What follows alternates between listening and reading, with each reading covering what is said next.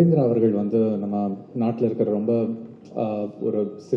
ரொம்ப சில டைரக்டர்ஸ் தான் வந்து ஒரு அவுட் ஆஃப் தி பாக்ஸ் தான் ரொம்ப யூனிக்கான கான்செப்ட்ஸ் எடுத்துக்கிட்டு அதை ஒவ்வொரு வாட்டியும் ப்ரெசென்ட் பண்ணணும்னு சொல்லி நினைப்பாங்க.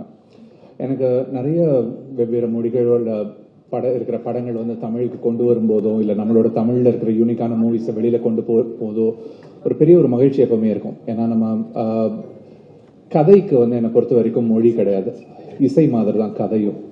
வசனங்களுக்கு தான் மொழி தேவைப்படுமே தவிர்த்து ஒரு கதைன்றது ஒரு எண்ணம் தான், அந்த எண்ணம்க்கு வந்து மொழி இல்லை.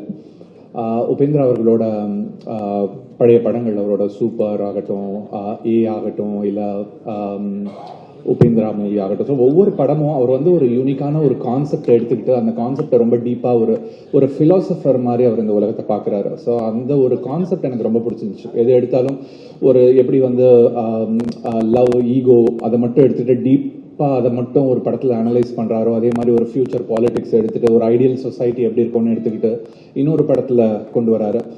இந்த படத்தோட ட்ரெய்லர் பார்த்தேன். ட்ரெய்லர் செம்ம இம்ப்ரெசிவாக இருந்துச்சு. ஒரு மாசமான ஒரு ஸ்கேலில் ஒரு டோட்டலி டிஃப்ரெண்ட் ஒரு ஃபியூச்சரில் செட் பண்ண மாதிரியான ஒரு படம் வந்து ரொம்ப அழகாக செட் பண்ணியிருந்தார் இந்த படத்தை.